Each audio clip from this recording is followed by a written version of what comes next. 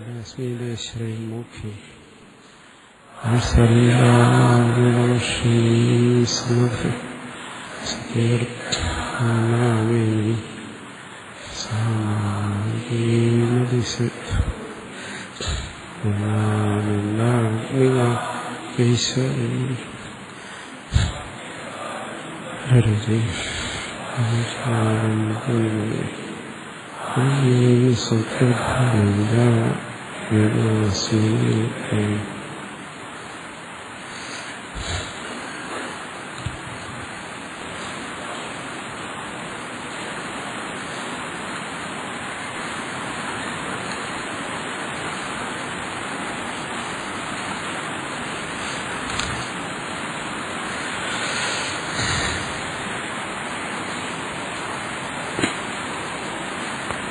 ആദിരന്തിയന സഹേത. ഇതാണ് നമ്മൾ കഴിഞ്ഞ ദിവസം ചർച്ച ചെയ്തത്. ഇത് അക്ഷരസമാമനായത്തിലെ അവസാന വർണ്ണങ്ങൾക്ക് 14 സൂത്രങ്ങളുടെയും അവസാന വർണ്ണങ്ങൾക്ക് ഹലന്ത്യം എന്നുള്ള സൂത്രത്തിലൂടെ ഇസ്സഞ്ജ വിധിച്ചിട്ട് ആദിരന്തിയന സഹേത എന്നുള്ള സൂത്രം കൊണ്ട് പ്രത്യാഹാരം ഉണ്ടാക്കി.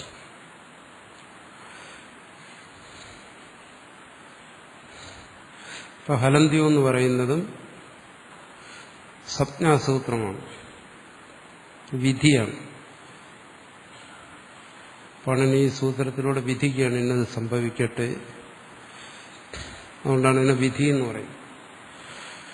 എന്നാൽ സംഭവിച്ചേ തീരും, ആജ്ഞയാണ്. ആദിരന്ത്യേന സഹേതി അതുപോലെയാണ്, വിധിക്കുകയാണ് ഇന്നത് സംഭവിക്കട്ടെ. രണ്ടിടത്തും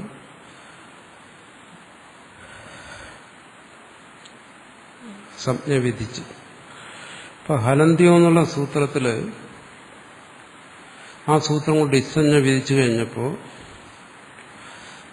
അങ്ങനെ ഒരു വിധി വന്നു കഴിഞ്ഞാൽ അതിന് ഫലമുണ്ടാകും. വെറുതെ ഒരു സംജ്ഞ വിധിച്ചിട്ട് കാര്യമുണ്ട്. അതിന്റെ ഫലമുണ്ടായതെങ്ങനെ? ആദിരന്ത്യേന സഹേത എന്നുള്ളത് കൊണ്ട് അച്ച് തുടങ്ങിയ പ്രത്യാഹാരങ്ങളെ ഉണ്ടാക്കി.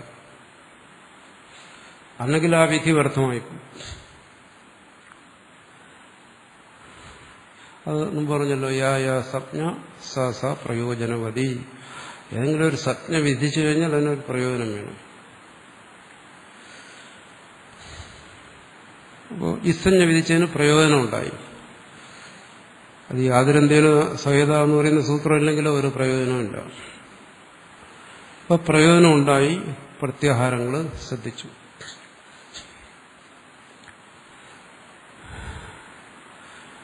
അതാണ് കഴിഞ്ഞ ദിവസം നമ്മൾ ചർച്ച ചെയ്തത്. ആദിഹി അന്ത്യേന സഹ ഇത. അതിന്റെ അർത്ഥവും പറഞ്ഞു. അന്ത്യേന ഇത സഹിത ആദിഹി. അതിന്റെ അർത്ഥമൊക്കെ വളരെ വ്യക്തമായി മനസ്സിലാക്കണം. അന്ത്യമായ ഇത്തിനോടുകൂടി ഉച്ചരിക്കുന്നതായ ആദി. അന്ത്യമായ ഇത്തെന്ന് പറയുന്നത് എന്താണ്? ഹലന്ത്യം എന്നുള്ള സൂത്രം ഏത് വർണ്ണങ്ങൾക്കാണോ ഇസ്സഞ്ജ വിധിച്ചത് ആ വർണ്ണങ്ങളാണ് അന്ത്യമായ ഇത്ത്. അപ്പോൾ അക്ഷരസമാമനായത്തിലെ 14 വ്യഞ്ജനങ്ങളും ആ ഇത്തിനോടുകൂടി യഥായ ഇന്ത്യന സഹിത ആദി എന്ന് വെച്ചാൽ അതിനോടുകൂടി ഉച്ചരിക്കുന്ന ആദി. ഇപ്പൊ അല്ലെന്നാണ് പറയുന്നതെങ്കിൽ അയൂണിലായും അവസാനത്തെ ഹല്ലിലല് ഇത് ചേർത്തുച്ചരിക്കണം. അപ്പം അന്ത്യമായ ഇത്തിനോട് ആദ്യം ഉച്ചരിക്കണമെന്ന് പറയുമ്പം ച് അല്ല, അവസാനത്തെ ല് ആദ്യത്തെ ആ ലാന്ന് ഉച്ചരിച്ചാൽ പോരാ. അക്ഷരസമാമനായത്തിലെ വർണ്ണങ്ങളുടെ ക്രമത്തിൽ ഉച്ചരിക്കണമെന്ന് വെച്ചാൽ ആദ്യം ഉച്ചരിക്കണം, ഇത്തിനെ അവസാനം ഉച്ചരിക്കണം. അങ്ങനെ ഉച്ചരിച്ചു കഴിഞ്ഞാൽ അതെങ്ങനെ വരും? അല്ല്, അച്ച് തുടങ്ങിയവ മധ്യഗാനം സ്വസ്ഥിത സംജ്ഞാസ്യാ. ആദിഹി മധ്യഹാന സ്വസ്യ സജ്ഞാസ എന്നുള്ളതാണ്. അത് കുറച്ചുകൂടി വ്യക്തമാകാൻ വേണ്ടിയിട്ട് ആദിഹി സ്വസ്യ മധ്യഹാന എന്ന് അന്വയിച്ചാൽ കുറച്ചുകൂടി എളുപ്പമാവും. ഇങ്ങനെയുള്ള ആദി സ്വസ്യ എന്നുവെച്ചാൽ ആദിയുടെയും ആദി സ്വസ്യ ആദേഹേ എന്നുള്ള അർത്ഥമാണ്. അപ്പോൾ ആദിവർണം എന്ന് വെച്ചാൽ ആ മുതലായ ആദിവർണങ്ങൾ സ്വസ്യ അതിന്റെയും മധ്യഗാന മധ്യത്തിലുള്ളവയാണ് മധ്യഗ മധ്യത്തിലുള്ള വർണ്ണങ്ങളുടെയും സപ്ഞാസ്യ സപ്ഞയാകുന്നു.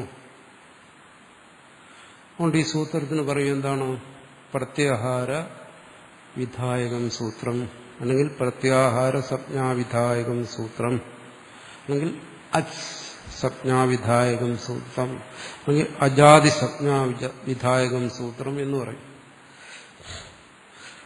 അച്ചിനെയാണ് പ്രത്യാഹാരം എന്ന് പറയുന്നത്. അച്ച് സപ്ഞാന പ്രത്യാഹാര സപ്ഞ എന്നും പറയും. പ്രത്യാഹാരം എന്ന് പറയുന്ന സപ്ഞ ഈ സൂത്രം വിധിക്കുന്നില്ല. കാരണം അങ്ങനെ ഒരു സപ്ഞ പാണിനി ഒരിടത്തും വിധിക്കുന്നില്ല. പക്ഷെ അച്ചെന്ന് പറഞ്ഞാൽ അത് പ്രത്യാഹാരമാണ് എന്നുള്ള ആ സപ്ഞ പ്രാചീന നൈയായികന്മാർ ഉപയോഗിച്ചിരുന്നത് പാണിനിയും സ്വീകരിച്ചിട്ടുണ്ടെന്നേ ഉള്ളൂ, പാണിനീയന്മാർ. അപ്പൊ ഇസഞ്ജ വിധിച്ചത് സാർത്ഥകമായി ഈ സൂത്രം കൊണ്ട്. ഇനി അടുത്ത് പറഞ്ഞിരിക്കുന്നത് എന്താണ്? യഥ അണിതി ആയിവു വർണ്ണാന സപ്ഞ. അതിനെ സമന്വയിപ്പിക്കാൻ വേണ്ടി പറഞ്ഞിരിക്കുകയാണ്. ഇവിടെ എഴുതി കാണിച്ചിട്ടുണ്ട്. ആയിവൂണ് ആതിരന്ത്യേന സഹേത. അവിടെ ആയിവൂണെന്നുള്ള കൊടുക്കുന്നുണ്ട്. അത് കഴിഞ്ഞ് അണ്ണെന്നും കൊടുത്തിട്ടുണ്ട്. അണ്ണെന്ന് പറഞ്ഞു എന്താണ്? അന്ത്യമായ ഈ തായ് നകാരം അതിനോടുകൂടി ആദ്യമായ അവർണത്തെ ഉച്ചരിച്ച് അൺ എന്നുള്ള രണ്ട് അക്ഷരങ്ങളിലൂടെ നമുക്ക് എത്ര അക്ഷരം കിട്ടും? ആ ഈ ഊ മൂന്നക്ഷരം കിട്ടും. അതാണ് പ്രയോജനം. രണ്ടക്ഷരത്തെ ഉച്ചരിച്ചു കഴിഞ്ഞാൽ മൂന്നക്ഷരം കിട്ടും. ആ ഈ ഊ. അപ്പോൾ ഇതിന്റെ പ്രയോജനം എന്താ? ഫലന്ത്യം എന്ന സൂത്രം കൊണ്ട് ഇസ്തജ്ഞ വിധിച്ചതിന്റെ പ്രയോജനം ആതിരന്ത്യേന സഹേത എന്നുള്ളതുകൊണ്ട് അച്ച് തുടങ്ങിയ സപ്ഞ കിട്ടുക. ഈ സപ്ഞയുടെ പ്രയോജനം എന്താ? അതിന്റെ പ്രയോജനമാണ് ഇത്. അണ്ണെന്ന് പറഞ്ഞാൽ മൂന്നക്ഷരം കിട്ടും. അതുകൊണ്ടെന്താ പ്രയോജനം? ഈഗോ എണച്ചി തുടങ്ങിയ സ്ഥലങ്ങളിൽ ഇത് ഉപയോഗിക്കാൻ പറ്റും, ഈ സപ്ഞ. അപ്പൊ അവിടെ മൂന്നക്ഷരം പറയേണ്ട സ്ഥാനത്ത് രണ്ടക്ഷരം പറഞ്ഞാൽ മതി. മാത്രാലാഭ പുത്രലാഭ അണ്ണ്. അതുപോലെ അടുത്ത് പറയുന്നു ഏവം അച്ച്. അച്ചെന്ന് പറഞ്ഞു കഴിഞ്ഞാൽ ഇവിടെ കൊടുത്തിട്ടുണ്ട്. അച്ച് എന്ന് പറയുമ്പോൾ എത്ര വന്നു? ഐ കൊണ്ടില്ല ആ തുടങ്ങി ഐ ഔച്ചില ച വരെ. അന്ത്യേന ഇതാ സഹിതാദി അന്ത്യമായ ചകാര വിത്ത് അതിന് ഇസഞ്ഞ കെട്ടിക്കഴിഞ്ഞു. ഈത്തുകൾക്കെല്ലാം വേറൊരു പേരുണ്ട്, അനുബന്ധം. പലയിടത്തും ഇനി അങ്ങനെ പറയത്തുള്ളൂ. ആ അനുബന്ധത്തോടുകൂടി ഉച്ചരിക്കുന്ന ആദിവർണം അകാരം സ്വസ്യ ആദിയായ അകാരത്തിന്റെയും മധ്യത്തിലുള്ള വർണ്ണങ്ങളുടെയും മധ്യത്തിൽ ഏതാണ് അവിടെ വരുന്നത്? ആ ഈ ഊ ഋ എ ഓ ഐ ഔ ഇത്ര എണ്ണത്തിന്റെയും സപ്ഞയാകുന്നു എന്ന് വെച്ചാൽ ഇത്ര എണ്ണത്തിനെ ബോധിപ്പിക്കുന്നു. അതിന്റെ പ്രയോജനം അവിടെ വരും. ഇഗോ എണർജി. അവിടെ അച്ചെന്ന് പറയുമ്പം അച്ചെന്നുള്ള ആ രണ്ട് ശബ്ദങ്ങളെ കൊണ്ട് അവിടെ എത്ര ശബ്ദം കിട്ടും? 1 2 3 4 5 6 7 8 9 9 അക്ഷരങ്ങൾക്ക് പോലെ രണ്ടക്ഷരം പറഞ്ഞാൽ മതി. ഇല്ലെങ്കിൽ ഇഗോ എണച്ചി എന്ന് പറയുന്ന സൂത്രം എന്താവും? ഇഗോ എണ്ണ് അച്ചി എന്ന് പറയേണ്ട സ്ഥാനത്ത് എന്ത് പറയേണ്ടി വരും? ആ ഈ ഊ ഋ എ ഓ ഐ ഔ ഇത്രയും പറയേണ്ടി വരും. സൂത്രം എത്ര വലുതാവും? അതാണ് പാണിനിയുടെ ബുദ്ധി. പിന്നെ ഹല്ല്. ഹല്ലെന്ന് പറയുമ്പോൾ ഹയവരട്ടിലെ ഹ തുടങ്ങി അവസാനത്തെ ഹല്ലെന്ന് പറയുന്ന സൂത്രം വരെ. അതല്ല അതിനെ എടുക്കും. ഹയവരട്ടിലെ ആദ്യത്തെ ഹായി തുടങ്ങി അവസാനം ഹല്ലിലെ ല് വരെ. ഇവിടെ സൂത്രം കാണിച്ചിട്ടുണ്ട്. അയ്യൂണില ഹല്ലെന്ന് പറയുന്ന 14ാമത്തെ സൂത്രമല്ല. ഇതുകൊണ്ട് എന്ത് കിട്ടും? ഹല്ല് എല്ലാ വ്യഞ്ജനങ്ങളെയും കിട്ടും. ഈ ഹല്ലിനെയാണ് നമ്മൾ ആദ്യത്തെ സൂത്രത്തിൽ കണ്ടത്. നമ്മൾ ഇവിടെ ഒരു സൂത്രത്തിൽ നമ്മൾ ഈ പ്രത്യാഹാരം ഉപയോഗിച്ചു കഴിഞ്ഞു. പ്രത്യാഹാരം നമ്മൾ ഉപയോഗിക്കുന്നതിന് മുമ്പ് തന്നെ പ്രത്യാഹാരത്തെ ഉപയോഗിച്ചു. പ്രത്യാഹാരത്തെ നമ്മൾ സൃഷ്ടിക്കുന്നതിന് മുമ്പ് തന്നെ. വാസ്തവത്തിൽ പ്രത്യാഹാരത്തെ സൃഷ്ടിച്ചെങ്ങനെയാണ് ഹലന്ത്യം എന്നുള്ള സൂത്രം കൊണ്ട് ഇസഞ്ജ വിധിച്ചു. ആതിരന്തേന സഹേത കൊണ്ട് പ്രത്യാഹാരത്തെ സൃഷ്ടിച്ചു. പക്ഷെ അങ്ങനെ നമ്മൾ പ്രത്യാഹാരത്തെ സൃഷ്ടിക്കുന്നതിന് മുമ്പ് ഹലന്ത്യം എന്ന് പറയുന്ന സൂത്രത്തിൽ ആ പ്രത്യാഹാരത്തെ ഉപയോഗിച്ചു.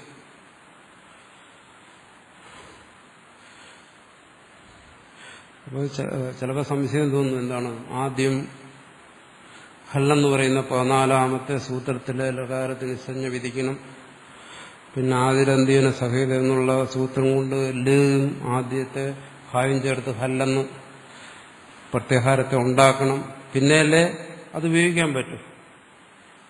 ഇവിടെ ഇസഞ്ജ വിധിക്കുമ്പം തന്നെ എങ്ങനെ അത് ഉപയോഗിച്ച് ഹല്ല്?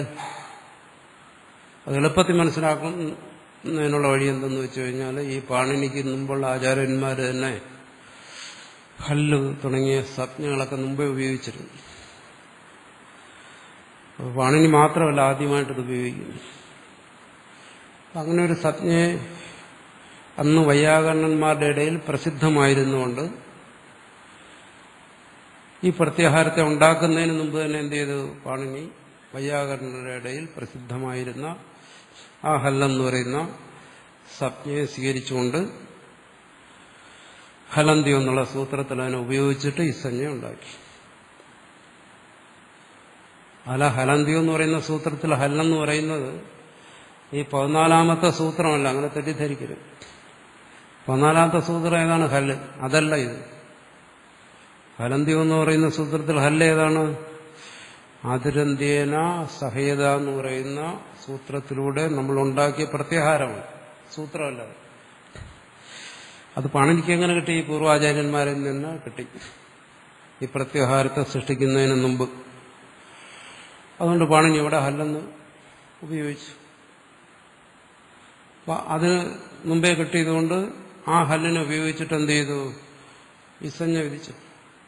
എന്നിട്ട് ആതിരന്ത്യേന സഹേത എന്നുള്ള സൂത്രം കൊണ്ട് ഓരോരോ പ്രത്യാഹാരങ്ങളും ഉണ്ടാക്കി, കൂട്ടത്തിൽ ഹല്ലിനെ ഉണ്ടാക്കി. ഇവിടെ ഈ ഹല്ലെന്ന് പറയുന്ന പ്രത്യാഹാരത്തിൽ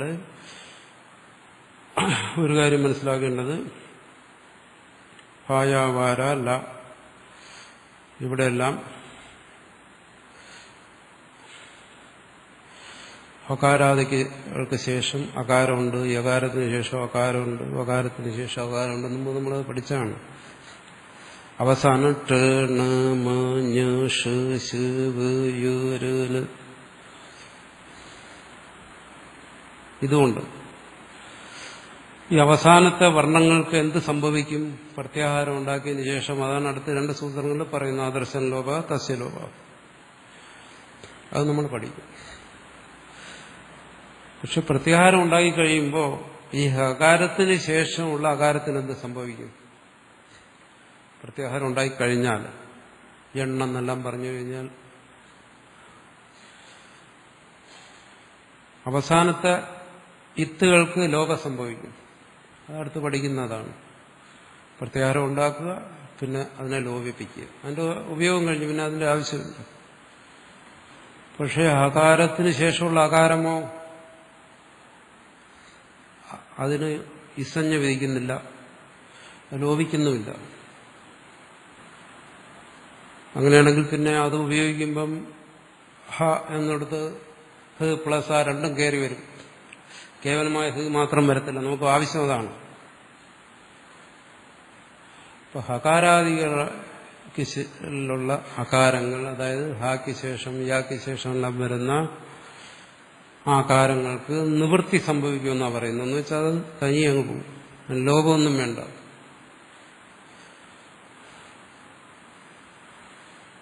എന്നുവെച്ചാൽ നമ്മൾ സൂത്രത്തിലൂടെ ഓരോ കാര്യങ്ങളും മനസ്സിലാക്കുന്നുണ്ടെങ്കിലും പാണിനീയ പരമ്പരയിലൂടെ മനസ്സിലാക്കേണ്ട കാര്യങ്ങളുമുണ്ട്.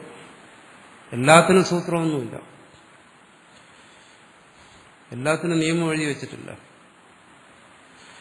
നമ്മൾക്ക് പിന്നെ എന്താണ്, ഇവിടുത്തെ എല്ലാ കാര്യങ്ങൾക്കും നമ്മുടെ ഭരണഘടനയില്ല.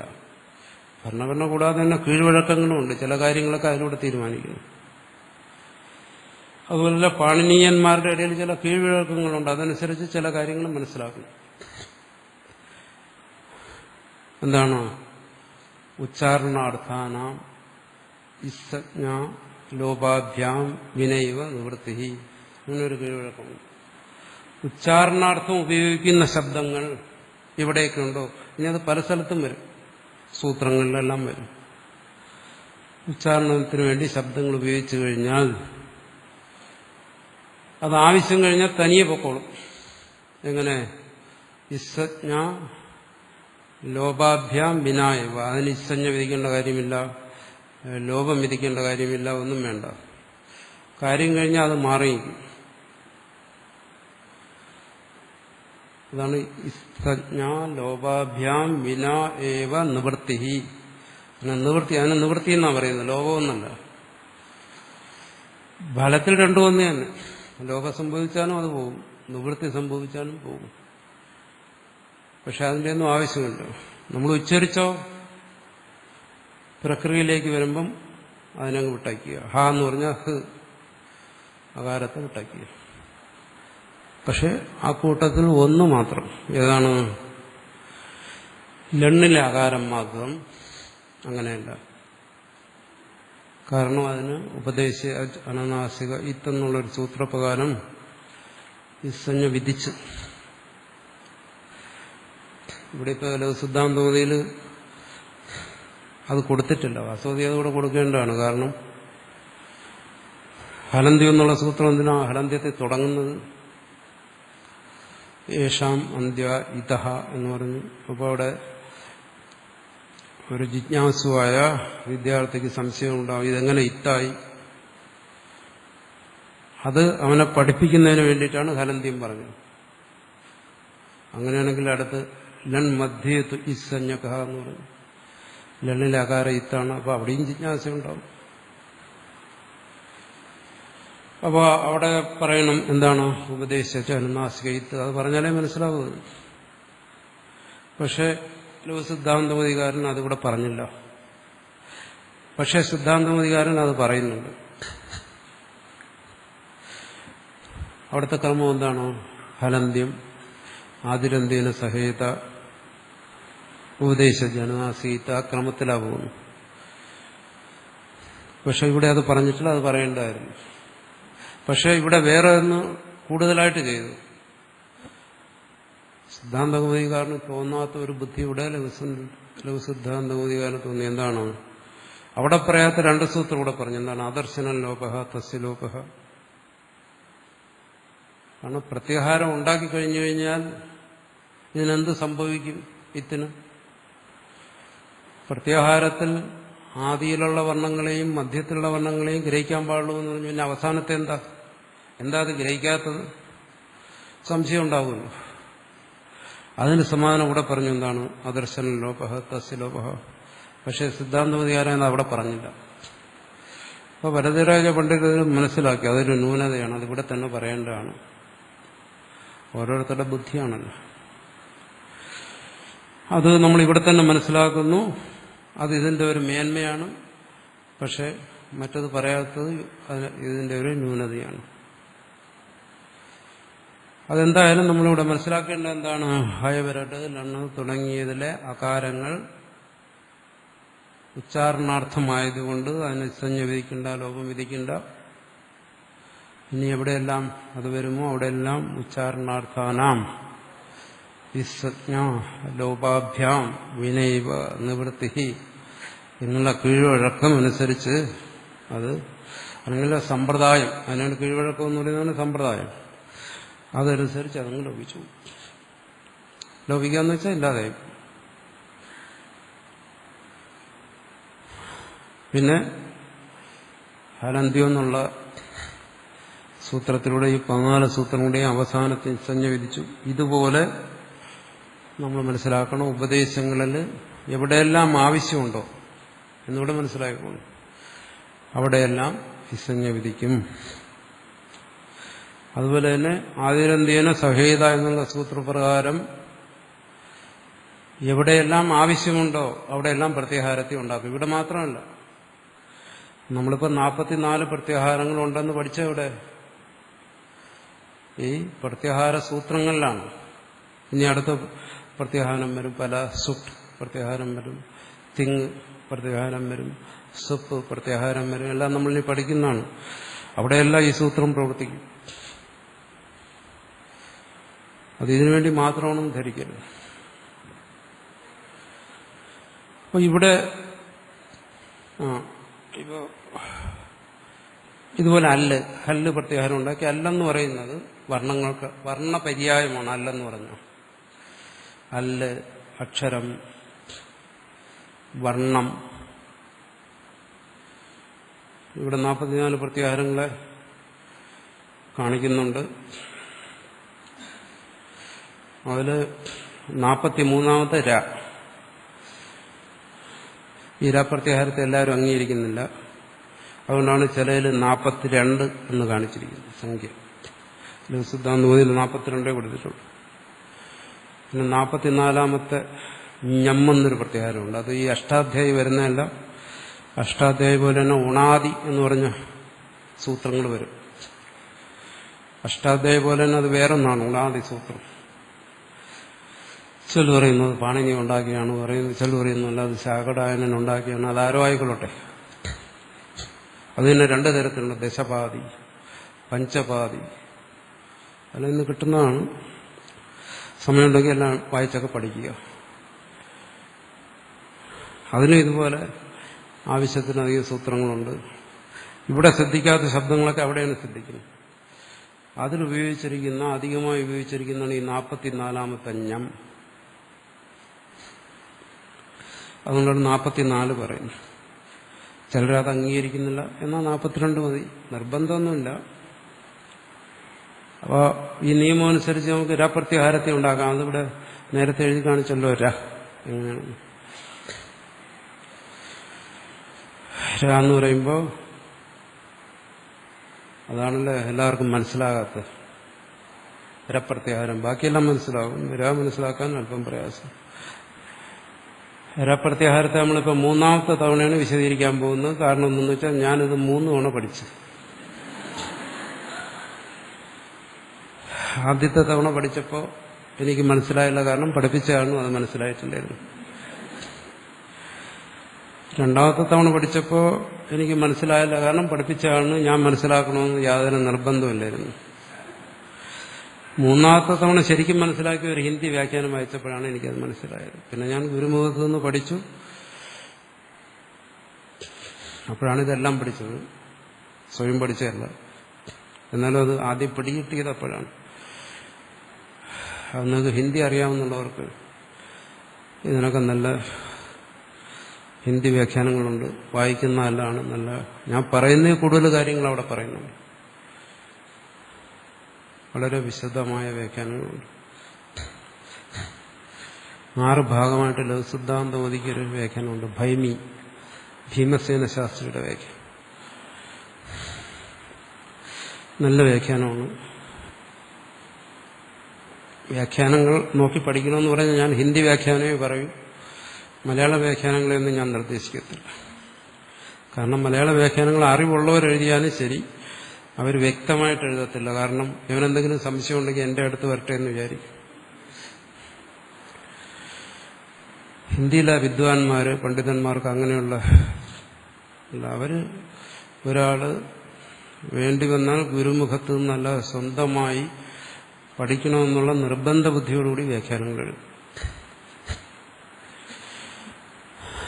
അത് എല്ലാ വേദാന്തമായാലും അദ്വൈതമായാലും മീമാംസയായാലും തർക്കമായാലും വ്യാകരണമായാലും എല്ലാത്തിനും അങ്ങനെയുള്ള നല്ല വ്യാഖ്യാനങ്ങളുണ്ട്. മലയാളത്തിൽ അങ്ങനെ ഒരു വ്യാഖ്യാനം ഇന്നുവരെ ഞാൻ കണ്ടിട്ടില്ല. ഉണ്ടായിരിക്കും, കണ്ടിട്ടില്ലെങ്കിൽ എൻ്റെ തകരാറായിരിക്കും. പക്ഷെ ഞാൻ കണ്ടിട്ടില്ല. പിന്നെ വേറെ ഒരു വ്യാഖ്യാനവും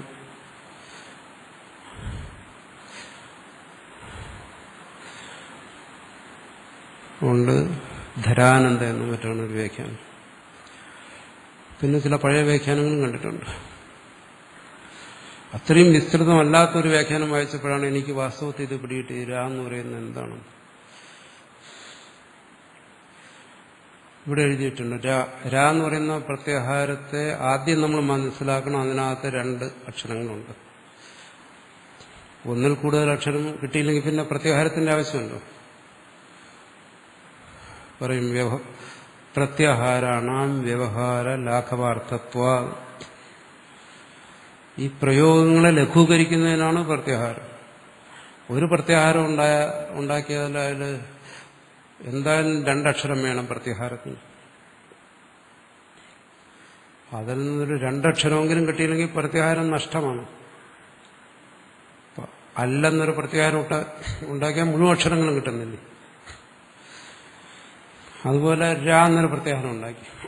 അതിൽ ലാഭം വരുന്ന എന്താണ്? രാ എന്ന് പറയുന്നതിൽ രേഖം അര മാത്രമേ ഉള്ളൂ. ആന്ന് പറയുന്നതിന് 1 മാത്രം. അപ്പോൾ 1.5 മാത്രം പ്രത്യാഹാരത്തിന്. ഒരു പ്ലസ് വ്യഞ്ജനങ്ങൾക്ക് അര മാത്രമേ ഉള്ളൂ. മാത്രം എന്ന് പറഞ്ഞാൽ കാലം. നമ്മൾ ഇന്നത്തെ രീതി മനസ്സിലാക്കുന്നെങ്കിൽ സെക്കൻഡ് എന്ന് വേണമെങ്കിൽ പറയാം. 1 സെക്കൻഡ് ആ എന്ന് ഉച്ചരിക്കുന്നതിന് 1 സെക്കൻഡല്ലേ. പഴയകാലത്ത് ഇങ്ങനെ ഞൊടിക്കുന്നതിനാണ് പറയുന്നത്. അല്ലെങ്കിൽ കണ്ണടച്ച് തുറക്കുക ഇതിനൊക്കെ പറയും. മാത്ര കാലം. ഇപ്പൊ വ്യഞ്ജനത്തിന് അരമാത്ര, സ്വരത്തിന് 1 മാത്ര. രപ്രത്യാഹാരത്തിൽ എന്താണ് ഇവിടെ എഴുതിയിട്ടുണ്ട്? 1 പ്ലസ് 1.5 മാത്ര ഉള്ളൂ.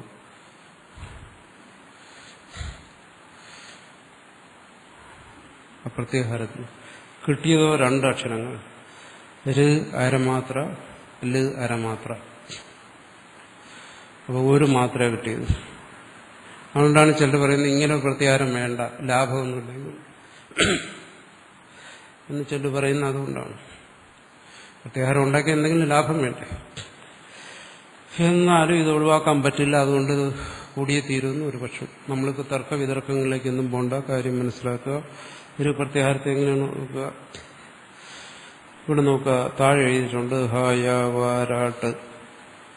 ആയവരട്ടിലെ രായ എടുക്കണം, 2 അക്ഷരം കിട്ടണം. പിന്നെ ലണ്ണിലല്ല,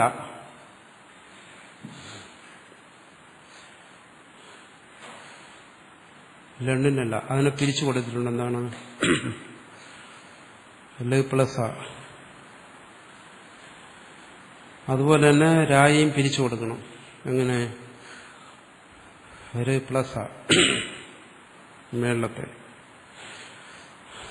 1 പ്ലസ് ല് പ്ലസ്. ഇവിടെ ആതിരന്തേന സഹജത്തെ എങ്ങനെ പ്രയോഗിക്കും? ഇവിടെ പിരിച്ചു കൊടുത്തിട്ടുണ്ട് 1 പ്ലസ് ല് പ്ലസ്. അതില് അന്ത്യേന ഇതാ സഹിത ആദിഹി സ്വസ്യ മധ്യഗാനാമിച്ച സജ്ഞാസ്യാത്. അങ്ങനെയാണ് നമ്മൾ പഠിച്ചത്. അന്ത്യമായ ഇത്തായിട്ട് ഏതിനെടുക്കും? ലേക്ക് ശേഷമുള്ള ആയെ. ലേന് ശേഷമുള്ള അതിന് നോക്കി വ്യക്തമായി ധരിക്കണം. ഇനി തെറ്റിക്കരുത്. ആകെ 3 ചാൻസേ ഉള്ളൂ. ലേന് ശേഷമുള്ള ആയാണ് അന്ത്യമായ ഇത്ത്. അന്ത്യമായ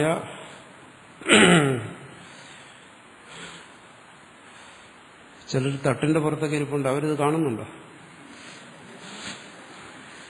അന്ത്യമായ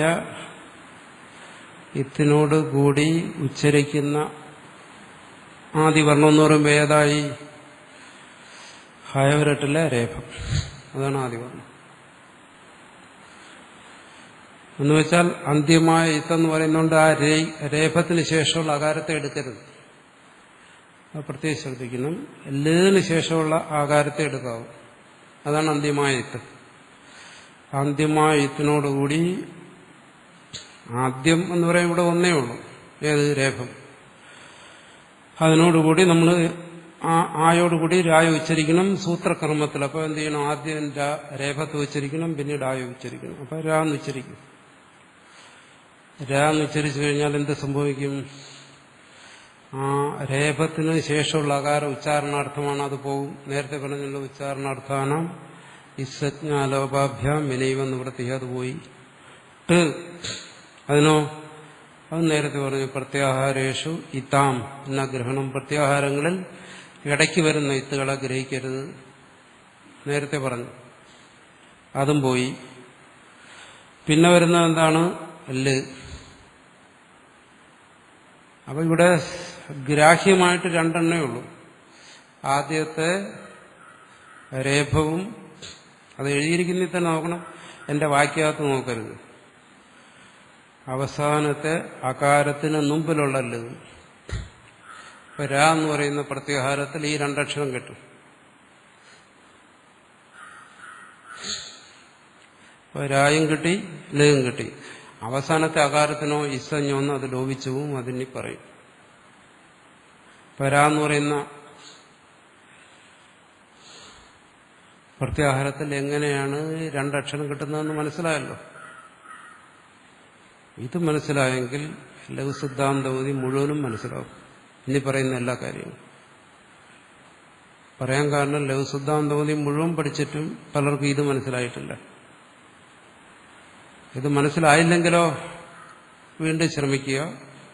അതിന് എന്നെ കിട്ടത്തില്ല, വേറെ ആരെങ്കിലും സമീപിക്കണം.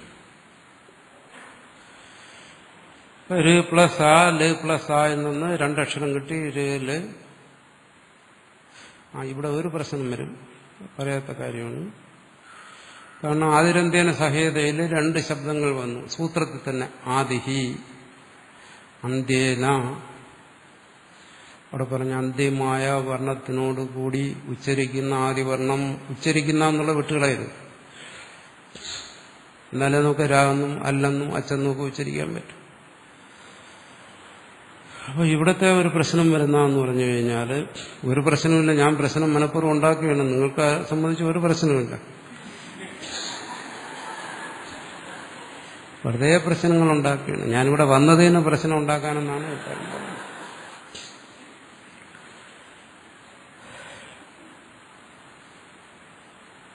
ഇവിടെ എന്താ പ്രശ്നം? അന്ത്യമായ ഇത്തിനോട് കൂടി ഉച്ചരിക്കുന്ന ആദ്യം. സൂത്രത്തിലും വന്നു ആദ്യന്ത ശബ്ദങ്ങൾ, വൃത്തിയിലും വന്നു. ഇവിടെ വരുന്ന പ്രശ്നം എന്തെന്ന് വെച്ച് കഴിഞ്ഞാൽ, ഇവിടെ നമ്മൾ ഇത്തായിട്ടെടുത്തത് അകാരത്തെയാണ്. കാരണം അതിന് അനുനാസിക സംജ്ഞയുണ്ട്. അത് പാണിനിയന്മാർ പറയുന്നു. അതുകൊണ്ട് ഉപദേശിച്ച അനുനാസിക എന്നുള്ള സൂത്രപ്രകാരം ഇസജ്ഞ ഇതൊക്കെ നമ്മൾ മുമ്പ് പറഞ്ഞാണ്. പക്ഷെ ഇവിടുത്തെ പ്രശ്നം എന്തെന്ന് വെച്ച് കഴിഞ്ഞാൽ അത് അന്ത്യമല്ല. ശരിക്കും അന്ത്യം എന്ന് പറയുന്നത് എന്താണ്? ആ ലണ്ണ് സൂത്രത്തിലെ നകാരമാണ് അന്ത്യത്തിൽ.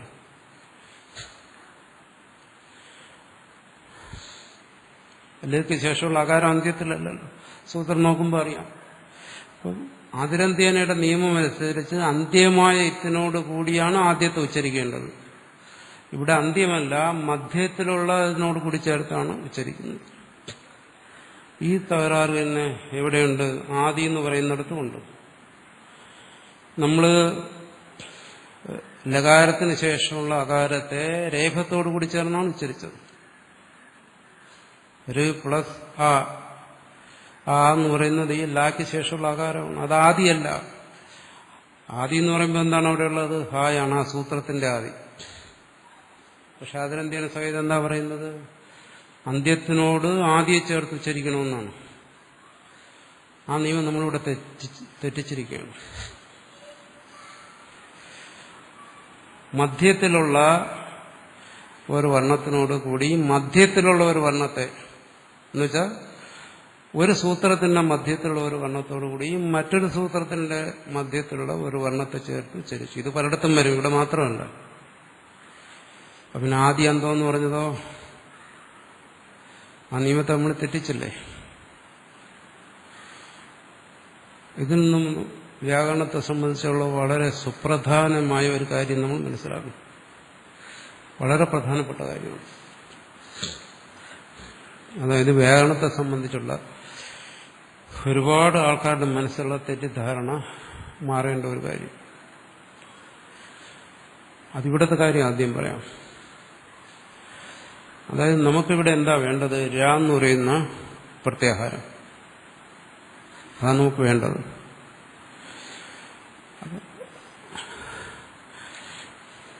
ഒരു സൂത്രത്തിലൂടെ നമ്മളൊരു കാര്യം ചെയ്യുമ്പോൾ നമുക്കെന്ത് വേണം? എന്താണോ നമ്മുടെ ആവശ്യം, എന്താണോ നമ്മുടെ ലക്ഷ്യം, അതിനെ കണ്ടുകൊണ്ട് വേണം നമ്മൾ സൂത്രം പ്രയോഗിക്കേണ്ടത്. സൂത്രത്തെ പ്രയോഗിച്ച് ലക്ഷ്യത്തിലെത്തരുത്, അബദ്ധമാവും.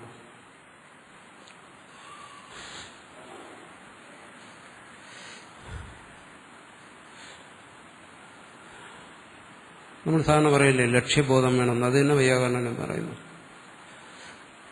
എന്ത് കാര്യമാണോ നമുക്ക് അവസാനമായി ശ്രദ്ധിക്കേണ്ടത് അതിനെ ആദ്യം കാണും. കണ്ടിട്ട് നമ്മുടെ സൂത്രങ്ങളെ ഉപയോഗിച്ച് അവിടെ എത്തിച്ചേരണം. ഇതാണ് നിയമം. അല്ല സൂത്രത്തിനെ കൊണ്ട് നമ്മൾ മുമ്പോട്ട് പോവുകയാണെങ്കിൽ എവിടെയെങ്കിലും ചെന്നേരും.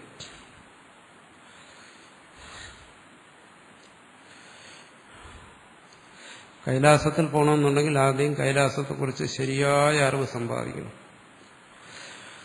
ഏത് വഴിക്കൊക്കെയാണ് പോവേണ്ടത്, അവിടെ ചെന്നാൽ എന്തൊക്കെ ചെയ്യേണ്ടത്, അതിന്റെ ഹൈറ്റ് എത്രയാണ്, എത്ര കിലോമീറ്റർ മേളിൽ കയറണം, എവിടെ ഇറങ്ങണം, പരിക്രമം എങ്ങനെ ചെയ്യണം. ശരിയായ ലക്ഷ്യബോധമില്ലാതെ കൈലാസത്തിൽ പോയി കഴിഞ്ഞാൽ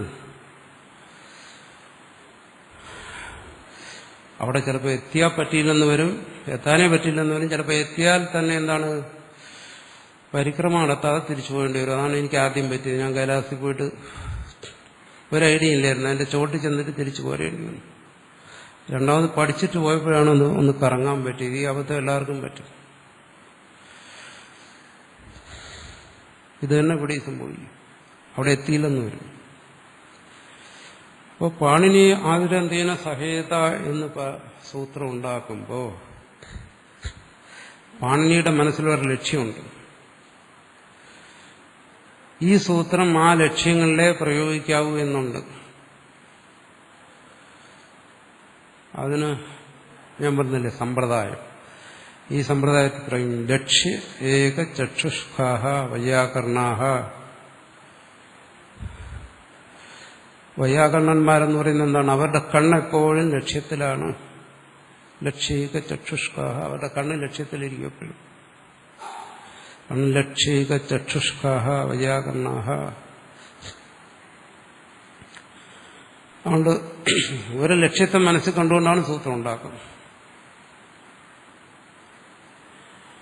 അതുകൊണ്ട് പാണിനിക്ക് കുറെ ലക്ഷ്യങ്ങളുണ്ട്, അവിടെ ഈ സൂത്രം പ്രയോഗിക്കാവും എന്ന് പറയുമ്പം ലക്ഷ്യത്തിനനുസരിച്ച് സൂത്രത്തെ വ്യാഖ്യാനിച്ചോളൂ. അല്ല നിങ്ങൾ സൂത്രത്തെ എങ്ങനെയെങ്കിലും വ്യാഖ്യാനിച്ച് ലക്ഷ്യത്തിൽ കൊണ്ടുപോകാൻ ശ്രമിക്കരുത്, കാര്യം നടക്കത്തില്ല.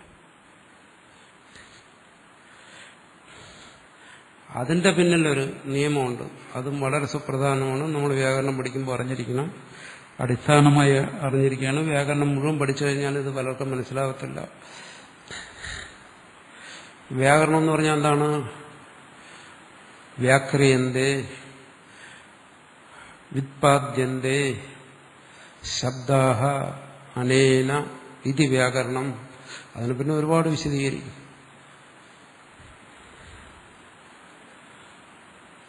വ്യാക്രിയന്തേ ഇത് വ്യാകരണം എന്ന് പറഞ്ഞാൽ എന്താണ്? വ്യുത്പാദ്യന്തേ എന്നാണ്.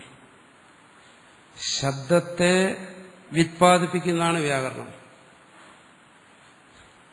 അത് ചുരുക്കി പറഞ്ഞാൽ എന്താണ്? ഇപ്പൊ രാമൻ എന്ന് പറയുന്ന ഒരു ശബ്ദം ഉണ്ടെന്നിരിക്കട്ടെ, സംസ്കൃതത്തിൽ രാമഹ എന്ന് പറയും.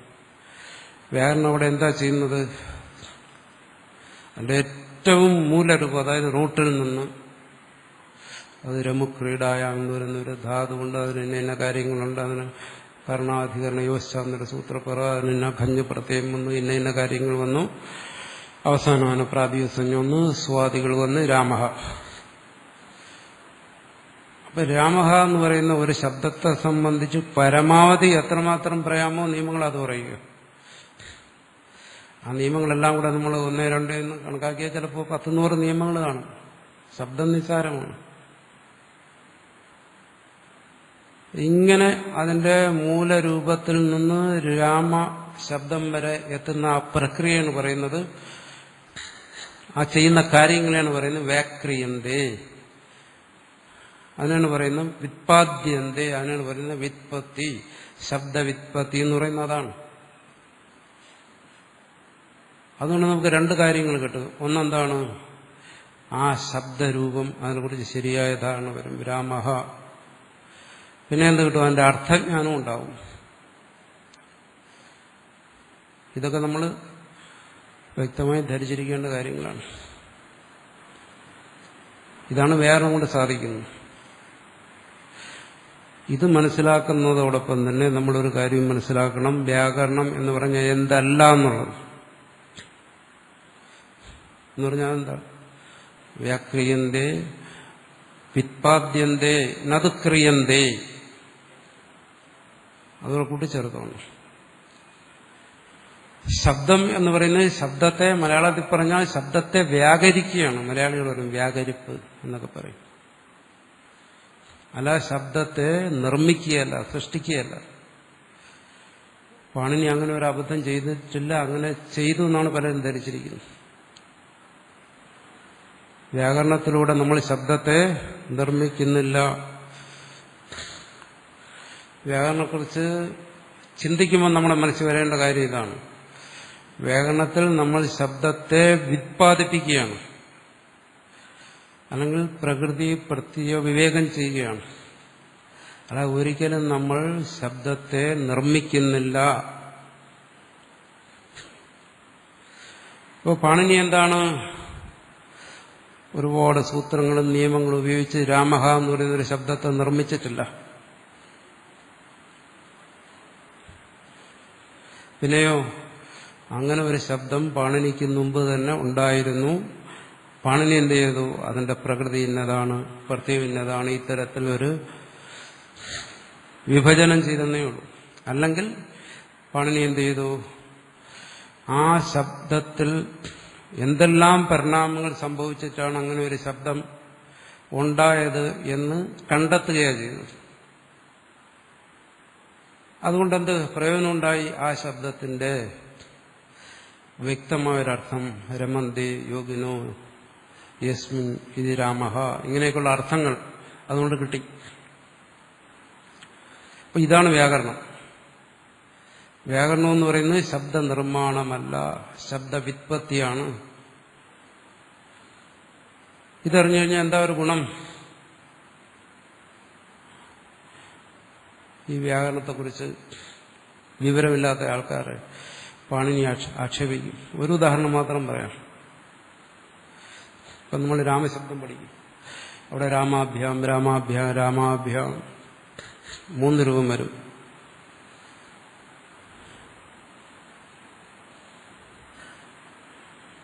പാണിനി എന്തിനായി 3 രൂപ ഉണ്ടാക്കിയത്? 1 രൂപ ആയിരുന്നെങ്കിൽ എന്ത് സൗകര്യമായിരുന്നു? ചില പറയുന്നു. ഇവരെന്താ ധരിച്ചിരിക്കുന്നത്? പാണിനി സൂത്രങ്ങൾ ഉപയോഗിച്ച് 3 രൂപത്തെ സൃഷ്ടിച്ചു എന്നാണ്. അതല്ല. ചില വിവരദോഷികൾ ഇങ്ങനെയുള്ള വിമർശനങ്ങളൊക്കെ പുസ്തകങ്ങളിൽ എഴുതി വെച്ചിട്ടുണ്ട്. ഇത് വായിക്കുമ്പോൾ നമുക്ക് തോന്നുന്നു പാണിനിയേക്കാൾ എത്രയോ വലിയ ബുദ്ധിമാനാണ് ഇയാളെന്ന് വിചാരിക്കും. അയാൾക്ക് വ്യാകരണത്തിന്റെ അടിസ്ഥാനമായ കാര്യങ്ങളൊന്നും തന്നെ അറിയത്തില്ല. എവിടുന്ന് ആരെങ്കിലുമൊക്കെ എഴുതി വെച്ച് വായിച്ച് വിമർശനങ്ങൾ എഴുതുകയാണ്. ഇത് മനസ്സിൽ വെച്ചുകൊണ്ട് ഒരുപാട് വിമർശനങ്ങൾക്ക് ഈ ഒരു സമാധാനമാണ്. പാണിനി എന്താ ചെയ്തത്? ഈ പ്രയോഗങ്ങളെല്ലാം നേരത്തെ തന്നെ ഉണ്ടായിരുന്നു. രാമാഭ്യ, രാമാഭ്യ, രാമാഭ്യ എന്നൊക്കെ മുമ്പ് തന്നെ പ്രയോഗിച്ചിരുന്നു. ആ രൂപങ്ങളെല്ലാം നേരത്തെ തന്നെ ഉണ്ടായിരുന്നു. പാണിനി എന്താണ്? അതിന്റെ നിയമത്തെ പറഞ്ഞാണ് രാമശബ്ദത്തിൽ നിന്ന് ഭ്യാം എന്നൊരു പ്രത്യയം വന്ന് രാമാഭ്യാം എന്ന് ശ്രദ്ധിക്കുന്നത്. ഇനി 10 വിഭക്തികൾ ഉപയോഗിച്ചാലും അത് പാണിനി അതിന് ഉത്തരവാദിയല്ല. ഓരോ 2 ശബ്ദം കണ്ടിട്ട് ഇതുപോലെ വേറെയും ദോഷ്യങ്ങൾ പറയും. എങ്ങനെയാണ്? ഒരു ഉദാഹരണം പറയാം. പച്ചത്തേ, പച്ച ശബ്ദത്തിന്റെ പച്ചൻ ശബ്ദത്ത്, പച്ചത്തെന്ന് പറയുന്ന ശബ്ദത്തിന്റെ ചതുർത്ഥിയിലാണ് പച്ചത്തേ, ചതുർത്ഥിയാണ്. എന്താണ് അത്? പച്ചശബ്ദത്തിന്റെ ചതുർത്ഥി. പാകം ചെയ്യുന്നവനായിക്കൊണ്ട് പച്ചത്തേ നമഃ എന്നൊക്കെ പറയാം. പിന്നെ പച്ചത്തേ ക്രിയാരൂപമാണ്. രാമഹ പചിത, രാമൻ പാകം ചെയ്യുന്നു. എന്തിനാ പാണിനി 2 രൂപം ഒരുപോലെ ഉണ്ടാക്കിയത്? ഇത് 2ആക്കിയിരുന്നെങ്കിൽ കണ്ടാൽ തിരിച്ചറിയാമായിരുന്നല്ലോ. ഇതൊന്നും പാണിനിയുടെ കുറ്റമല്ല. വേണമെങ്കിൽ നമുക്ക് പറയാം അന്ന് പ്രചാരത്തിലിരുന്ന എല്ലാ ശബ്ദങ്ങളും പാണിനി കണ്ടെത്തിയില്ല എന്ന് വേണമെങ്കിൽ നമുക്ക് പറയാം. ചിലപ്പോൾ അത് സംഭവിക്കാം. പക്ഷേ ഇങ്ങനെ സമാനമായ രൂപങ്ങൾ അന്ന് പ്രയോഗത്തിൽ ഇരുന്നതാണ്. പാണിനി എന്താണ് വ്യാക്രിയന്തേ, അതിനെല്ലാം വ്യാകരിച്ചു. ഇതിന്റെയൊക്കെ നിയമങ്ങൾ ഇങ്ങനെയാണ്. പചത്തെ എന്ന് വരുന്നു, പചധാതുവിൽ നിന്ന് ശത്രന്തം എന്ന രൂപമാണ്. ഇനി പചത്തെ എന്ന് പറയുന്നത് എന്താണ്? അത് തിങ്ങന്തമാണ്. ഇങ്ങനെ അതിന്റെ വിഭജനം ചെയ്തതാണ്. ഇപ്പൊ പാണിനിയെ സംബന്ധിച്ച് എന്താണ്? ലക്ഷ്യമാണ് മനസ്സ്. പചത്തെ എന്ന് പറയുന്ന ആ ലക്ഷ്യത്തെ മനസ്സിൽ വെച്ചുകൊണ്ട് സൂത്രങ്ങളിലൂടെ എങ്ങനെ അവിടെ എത്താം, ഏത് രൂപത്തിലായാലും ശരി, അതിനുവേണ്ടി പ്രത്യേക വഴികളെ ഉണ്ടാക്കി. ശത്രന്ത രൂപത്തിലെത്തണമെങ്കിൽ ഇതാണ് വഴി, തിങ്ങന്ത രൂപത്തിലെത്തണമെങ്കിൽ ഇതാണ് വഴി. അത് നമ്മൾ മുമ്പോട്ട് നിന്ന് പഠിക്കുമ്പോൾ മനസ്സിലാവും.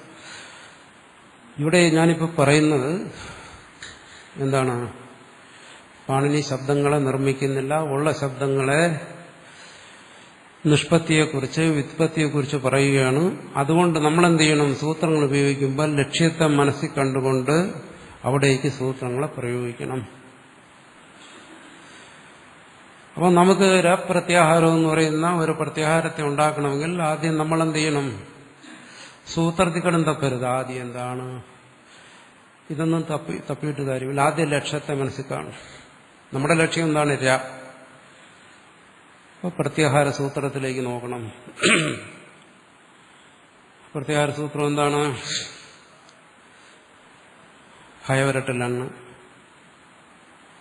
അപ്പോൾ നമ്മുടെ ലക്ഷ്യമെന്ന് പറയുന്നത് രപ്രത്യാഹാരമാണല്ലോ. അപ്പോൾ അതിന്റെ അന്ത്യമേതാണ്? അതെന്താണ്? ലണ്ണിലെ ആയാണ് ആ പ്രത്യാഹാരത്തിന്റെ അന്ത്യം. അതിലാദി ഏതാണ്? ഹയവരട്ടിലെ രായാണ് ആദി. അപ്പോൾ ഇതെന്താണ്? ഇതൊരു പ്രത്യേക ഗ്രൂപ്പ് അല്ലെങ്കിൽ ഒരു സമുദായം. അപ്പൊ ലക്ഷ്യമാകുന്ന ആ സമുദായത്തെ നമ്മൾ മനസ്സിൽ കണ്ടിട്ട്, കാരണം നമുക്ക് ലക്ഷ്യം വേണമല്ലോ, എന്നിട്ട് അവിടെ നമ്മൾ സൂത്രത്തിന്റെ നിയമങ്ങളെ പ്രയോഗിക്കുക. അപ്പൊ എന്തായി? ആ സമുദായത്തിന്റെ അന്ത്യത്തെയാണ് പാണിനി ഇവിടെ അന്ത്യം എന്നുള്ളതുകൊണ്ട് ഉദ്ദേശിച്ചത്. അല്ല സൂത്രത്തിന്റെ ആദ്യന്തങ്ങളല്ല. എവിടെയെങ്കിലും അങ്ങനെ ആദ്യന്തം പറയുകയാണെങ്കിൽ അവിടെ എടുത്തോളൂ. ആ സൂത്രത്തിൽ ഇപ്പൊ അല്ലെന്ന് പറയുമ്പോൾ ആ സൂത്രത്തിന്റെ ആദ്യന്തങ്ങളാണ്. പക്ഷെ പാണിനി ഉദ്ദേശിച്ചിരിക്കുന്നത് തനിക്ക് പ്രയോഗിക്കേണ്ടി വരുന്ന ആ പ്രത്യാഹാര സമുദായത്തിന്റെ ആദ്യന്തങ്ങളാണ്. ഇത് ഞാനിത് ഇവിടെ വിശദീകരിച്ച് പറഞ്ഞ ഇതിനുവേണ്ടി മാത്രമല്ല. ഈ കാര്യം നമ്മുടെ മനസ്സിലിരിക്കുന്നു. ഇവിടെ ശബ്ദങ്ങൾ നാനാതരത്തിൽ സമാനമായിട്ടോ ഏതെങ്കിലുമൊക്കെ രീതിയിൽ ഉപയോഗിച്ചതിന് പാണിനി കുറ്റക്കാരനാണ്. അത് ശബ്ദങ്ങളും അങ്ങനെ പ്രയോഗിച്ചു പോയി, ശീലത്തിലായിപ്പോയി. പാണിനിയെ സംബന്ധിച്ചോളം അതിന് നിയമങ്ങൾ കണ്ടുപിടിക്കുക, അത്രയേ ഉള്ളൂ. അതിന്റെ ദോഷങ്ങളൊന്നും പാണിനിയുടെ ലഭിക്കേണ്ട. അതുകൊണ്ട് ഇവിടെ എന്ത് ചെയ്യുന്നു? ആദ്യന്തം എന്ന് പറയുന്നതുകൊണ്ട് നമ്മൾ ആദ്യറ്റ എന്ന് പറയുന്ന ഒരു സമുദായത്തെ, ആ ലക്ഷ്യത്തെ മനസ്സിൽ കണ്ടിട്ട് എന്ത് ചെയ്യുന്നു? അവിടെ സൂത്രത്തെ പ്രയോഗിക്കുന്നു. അപ്പോൾ അവിടെ അന്തമായി ലണ്ണിലെ മധ്യത്തിൽ വരുന്ന, അത് തൽക്കാലം നമ്മൾ അതിനെ അവസാനമായിട്ട് എടുക്കുന്നു. അകാരത്തിൽ ആദിയായി ഹയവരട്ടിലെ മധ്യത്തിൽ വരുന്ന രേഖ, അത് നമുക്കിവിടെ ആദിയാണ്. പ്രത്യാഹാരം ഉണ്ടാക്കി. ഒരപ്രത്യാഹാരത്തിൽ രണ്ടക്ഷരം കിട്ടി. ഇതുപോലെ എന്താണ് പറഞ്ഞിരിക്കുന്നത്?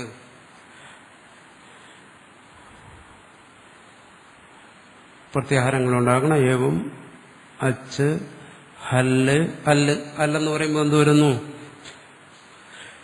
മുഴുവൻ വർണ്ണങ്ങളെയും കിട്ടും. അൽ ഇതി വർണ്ണപര്യായ എന്ന് പറയും. അല്ലെന്ന് പറയുന്നത് വർണ്ണങ്ങളുടെ പര്യായമാണ്. അപ്പോൾ ഹലന്ത്യം എന്ന് പറയുന്ന സൂത്രം ഇസ്സജ്ഞ വിധിച്ചത് ആതിരന്ത്യേന സഹേത എന്ന് പറയുന്നത് അതിനെ സാർത്ഥകമാക്കി. അതുകൊണ്ട് നമുക്ക് പ്രത്യാഹാരങ്ങൾ കിട്ടി. അപ്പോൾ പ്രത്യാഹാരങ്ങൾ കിട്ടിക്കഴിഞ്ഞപ്പോൾ അതുകൊണ്ട് ഒരു കാര്യം നമുക്ക് മനസ്സിലായി. ഈ പ്രത്യാഹാരങ്ങളിൽ ആദിയിലുള്ള വർണ്ണത്തെയും മധ്യത്തിലുള്ള വർണ്ണങ്ങളെയും ഗ്രഹിക്കണം. അപ്പോൾ അവിടെ ഒരു കാര്യം മാത്രം വ്യക്തമായില്ല. അവസാന വർണ്ണത്തിന്റെ കാര്യമൊന്നും പറഞ്ഞില്ല. അതെന്താ സംഭവിക്കുന്നത്? നമുക്കറിയാം, അത് ഇസ്സഞ്ജ വിധിച്ചുകൊണ്ട് അതിന് ലോപം സംഭവിക്കുന്നു. അപ്പം അതിന് പാണിനി എന്ത് ചെയ്യുന്നു? അതിന് ലോപത്തെ വിധിക്കുന്നു അടുത്ത്.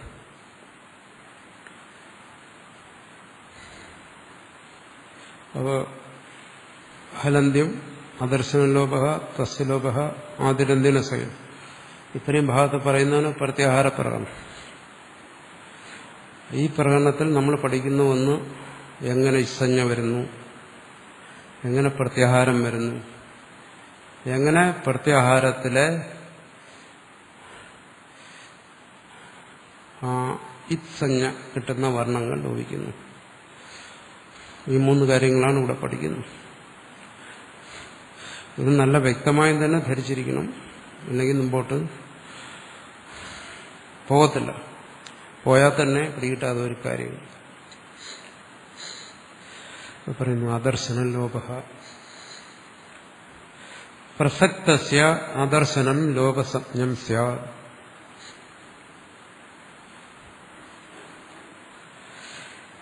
അടുത്തു വരുന്നു തസ്യ ലോപ.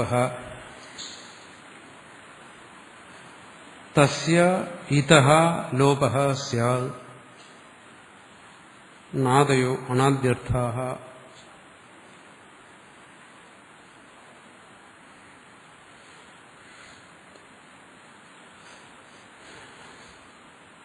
അപ്പോൾ ഇവിടെ ഇപ്പം നമ്മൾ ആദ്യം പഠിക്കുന്നത് തസ്യ ലോപ എന്നൊരു സൂത്രമാണ്.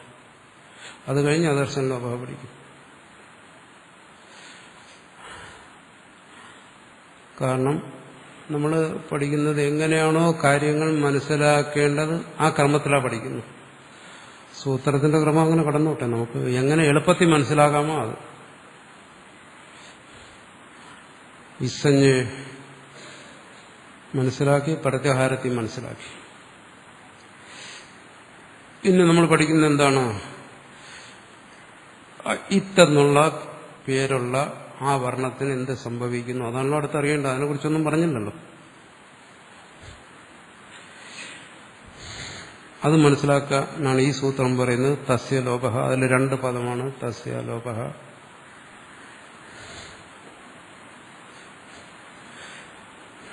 ഇവിടെ നോക്കണം. 1-ാം അധ്യായത്തിലെ 3-ാം പാദത്തിലെ 3-ാമത്തെ സൂത്രമാണ് ഹലന്തി. ഞാനിപ്പോൾ ഈ പറയുന്നതിൽ കൂടുതലായിട്ട് നിങ്ങൾക്ക് കുറച്ച് വിശദമായി ഈ സൂത്രങ്ങൾ മനസ്സിലാക്കണമെന്നുണ്ടെങ്കിൽ കയ്യിലൊരു അഷ്ടാധ്യായി വയ്ക്കണം. അഷ്ടാധ്യായി സൂത്രങ്ങൾ മാത്രമായിട്ട് കിട്ടും, അത് വയ്ക്കണം. വച്ചിട്ട് ഹലന്ത്യം എന്ന് പറയുന്ന ആ സൂത്രം എവിടെയാണെന്ന് കണ്ടുപിടിക്കും. കണ്ടുപിടിച്ചു കഴിഞ്ഞാൽ അവിടെ നമുക്ക് മനസ്സിലാകും ഈ ഹലന്തി എന്ന് പറയുന്ന സൂത്രം മാത്രമല്ല, ഇതുപോലെ ഇസജ്ഞ വിധിക്കുന്ന പല സൂത്രങ്ങളും അവിടെയുണ്ട്. ഉപദേശ ജനമ സ്വീത്ത് ആദരിഞ്ഞിട്ടു ഡഹ ചുടു, പല സൂത്രങ്ങളും ഉണ്ട് അവിടെ. അപ്പോൾ പാണിനി ഇങ്ങനെ ഇസഞ്ജ വിധിക്കുന്ന സൂത്രങ്ങളെല്ലാം ഒരേ സ്ഥലത്ത് കൊടുത്തിരിക്കുകയാണ്. അത് നമുക്കത് കുറച്ചുകൂടി വ്യക്തമായ ധാരണ കിട്ടും. നമ്മൾ ലഘുസുദ്ധാന്തോതി പഠിക്കുമ്പോൾ അതെല്ലാം പറഞ്ഞ് പഠിപ്പിക്കാൻ പറ്റും. കാരണം കാര്യങ്ങൾ മനസ്സിലാക്കണമെന്ന് പറയുന്നത് ഒന്ന്, കൂടുതൽ മനസ്സിലാക്കിയാലും കുഴപ്പമാണ്. എല്ലാം കൂടെ താങ്ങാവുന്നുള്ള കൂടുതൽ വെയിറ്റ് വെച്ച് കഴിഞ്ഞാൽ കഴുത്തൊടിക്കും. അത് പിന്നീട് മനസ്സിലാക്കേണ്ട ഒരുപാട് കാര്യങ്ങളുണ്ട്. എല്ലാം ഇപ്പോൾ ഒരിടത്ത് മനസ്സിലാക്കാൻ പറ്റത്തില്ല. പക്ഷെ ചിലർക്ക് ഇത് മനസ്സിലാക്കി ഇതിനപ്പുറം മനസ്സിലാക്കാൻ ശേഷിയുള്ളവരുണ്ടെങ്കിൽ അവർക്ക് വേണ്ടി ഞാൻ പറയാം. അഷ്ടാധ്യായി കവിക്കുക, ഈ സൂത്രങ്ങളിൽ നോക്കുക, ഏതൊക്കെയാണ് എന്ന് മനസ്സിലാക്കുക. അവിടെ അടുത്ത് 1-ാം അധ്യായത്തിൽ അവിടെ അടുത്ത് പറയുന്നു 9-ാമത്തെ സൂത്രമായിട്ട് പറയുന്നു തസ്യലോപ. ഇസെല്ലാം വിധിച്ചതിന് ശേഷം പറയുകയാണ് ഇതിനെല്ലാം ലോപം സംഭവിക്കുന്നു. തസ്യലോപ. തസ്യ എന്ന് പറഞ്ഞാൽ എന്താണ്? മേളിൽ നിന്ന് ഇങ്ങോട്ട് വരും, അതാണ് തസ്യ ഇതഃ. സന്ധി വന്നിരിക്കുകയാണ്. തസ്യ ഇതഃ. ഇവിടെ ഈ ഓരോ ശബ്ദങ്ങളുടെയും വിഭക്തി തുടങ്ങിയ കാര്യങ്ങളൊന്നും ഞാൻ പറയുന്നില്ല. കാരണം അതെല്ലാം പറഞ്ഞു കഴിഞ്ഞാൽ പിന്നെ അതും ഒരു ഭാരമാണ്. നമ്മളിപ്പോൾ എന്താണ്, സംസ്കൃതത്തിൽ നിന്ന് ഇങ്ങനെ ആണ് അതിന്റെ അർത്ഥമെന്ന് ധരിച്ച് മുമ്പോട്ട് പോവുക എന്നുള്ളതാണ്. കൂടുതൽ ഓരോ ശബ്ദത്തെയും വ്യാഖ്യാനിക്കാൻ പോയി കഴിഞ്ഞാൽ പിന്നെ അത് ബുദ്ധിമുട്ടാവും. അപ്പോൾ വിശദീകരണം എന്ന് വെച്ചാൽ നമ്മുടെ മനസ്സിൽ കൊള്ളാമെന്നുള്ള കാര്യങ്ങൾ മാത്രം. കൂടുതൽ മനസ്സിലാക്കണമെങ്കിൽ ഞാൻ പറഞ്ഞതുപോലെ നിങ്ങൾ മറ്റ് വ്യാഖ്യാനങ്ങൾ നോക്കും, അവിടെ കൂടുതലുണ്ട് കാര്യങ്ങൾ മനസ്സിലാക്കും. അത് ഇത്രയും മനസ്സിലാക്കും. ഇത് തന്നെ പലരും പറയുന്നത് എന്താണ്, പറയുന്നതൊക്കെ മനസ്സിലാവുന്നുണ്ട്, പക്ഷെ ഒന്നും ഓർമ്മയിൽ നിൽക്കുന്നില്ല. ഇതൊരു ഫാഷനാണ് ഈ പറയുന്നത്, ഇതിലൊരു കാര്യമില്ല. നിങ്ങളൊരു കാര്യത്തെ മനസ്സിലാക്കിയോ ഗ്യാരണ്ടിയാണ് അത് മനസ്സിൽ നിൽക്കും, പോകത്തില്ല.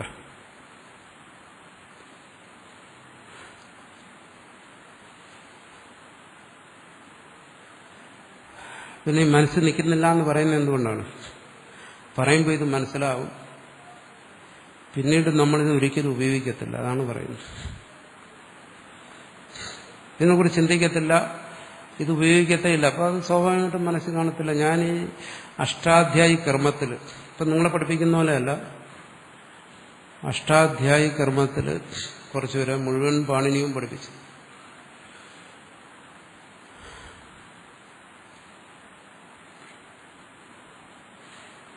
പക്ഷെ ഇപ്പോൾ അവർ വിളിച്ച് ചോദിച്ചു കഴിഞ്ഞാൽ ഇതിലേതെങ്കിലും ഒരു സൂത്രം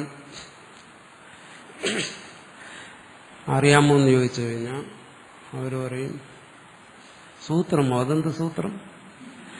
പണ്ടേതുവരെ സ്വാമി ഇങ്ങനെ പറഞ്ഞിട്ടുണ്ട്. യശാദയെ മുഴുവൻ മനഃപ്പാഠം ചെയ്യും, മുഴുവൻ അർത്ഥവും മനസ്സിലാക്കിയവരാണ്. ഞങ്ങൾക്കൊരു ഓർമ്മയില്ലേ? ഒരു സ്വാമി ഞങ്ങളെ കഷ്ടപ്പെടുത്തിയത് മാത്രം ഓർമ്മയില്ല. എന്താ കാര്യം? ഒരാൾക്കിപ്പോൾ ഓട്ടുവരയുടെ ചാർജാണ്, ഒരാൾക്കിപ്പം പശുത്തൊഴുത്തിന്റെ ചാർജാണ്, പലർക്കും പല പണിയാണ്. ഇതൊന്നും തുറന്നു നോക്കാനോ ചിന്തിക്കാനോ ഒന്നും സമയമില്ല. എന്നാൽ ആ സമയം ഒരു ഗോസംരക്ഷണം പഠിച്ചിരുന്നെങ്കിൽ എത്ര ഉപയോഗം വന്നല്ലേ? പാചകം പഠിച്ചിരുന്നെങ്കിൽ എത്ര ഉപയോഗം വന്നല്ല? അതല്ല, ഇതൊക്കെയാണ് പഠിച്ചത്. അന്ന് പഠിച്ചതിനൊന്നും ഉപയോഗവുമില്ല, ഇന്ന് ചെയ്യുന്ന പ്രവൃത്തിക്ക് അത് ഉപയോഗപ്പെടുന്നുമില്ല. ഇതാ തകരാറ്, മനസ്സിലിരിക്കുന്നില്ല എന്ന് പറയുന്നു. വ്യാകരണം നമ്മൾ പഠിച്ചു കഴിഞ്ഞാൽ സംസ്കൃത പുസ്തകങ്ങളെടുത്ത് നോക്കുക, അതിന്റെ വ്യാഖ്യാനങ്ങൾ നോക്കുക, അവിടെ എങ്ങനെയാണ് ഈ പദം പിരിച്ചിരിക്കുന്നതെന്ന് ചിന്തിക്കുക, എങ്ങനെയാണ് സൂത്രം അവിടെ പ്രവർത്തിച്ചതെന്ന് സ്വയം ചിന്തിക്കുക, മനസ്സിലാക്കുക. അങ്ങനെ ഒരു സൂത്രത്തിന്റെ സ്ഥലം ഒരു 3 സ്ഥലത്ത് നമ്മൾ മനസ്സിലാക്കി കഴിഞ്ഞാൽ പിന്നെ ആ സൂത്രവും അതിന്റെ അർത്ഥവും ഒന്നും മനസ്സിലാക്കാതെ തന്നെ ഇത് നമ്മുടെ മനസ്സിലിരിക്കും. എങ്ങനെ? നമ്മൾ ഒരു തവണയെങ്കിലും ഇത് മനസ്സിലാക്കിയിട്ടുണ്ടെങ്കിൽ. വേറെ 3 തവണ മതി സാധാരണ ഒരാളിന്.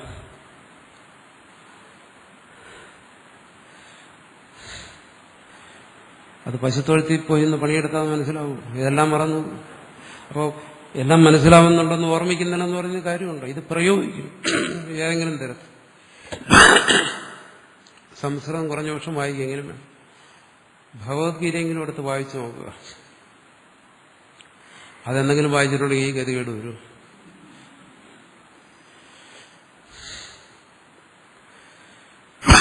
അങ്ങനെയൊന്നും പരാതി പറഞ്ഞിട്ട് ഒരു കാര്യമില്ല.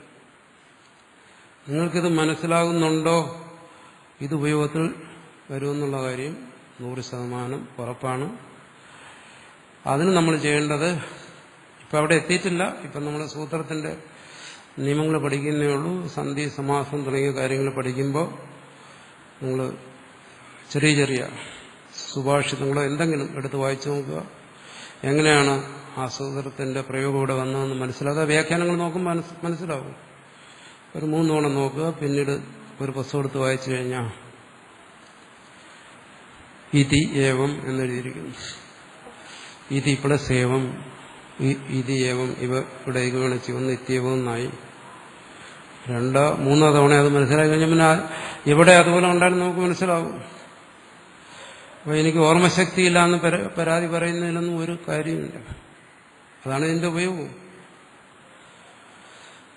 അതുകൊണ്ട് ഇപ്പം ഇത് മനസ്സിലാക്കുന്നുണ്ടെങ്കിൽ, ഇവിടെ ഇപ്പം നമ്മൾ നിയമങ്ങളാണ് മനസ്സിലാകും. ഇടയ്ക്കൊക്കെ ഇതൊന്ന് ഓർമ്മിക്കാൻ ശ്രമിക്കും. അപ്പോൾ ഹരന്ത്യം എന്ന് പറയുന്നത് എന്താണ്, ആതിരന്ത്യം എന്ന് പറയുന്നത് എന്താണ്, തസ്യലോക എന്ന് പറയുന്നത് എന്താണ്, ഇതെല്ലാം പ്രയോഗിച്ചാൽ ഓർമ്മയിരിക്കും.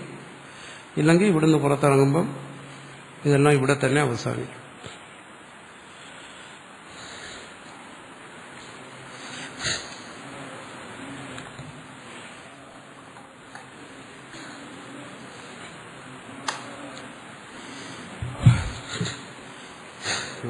ശരി ശരി ശരി ശരി.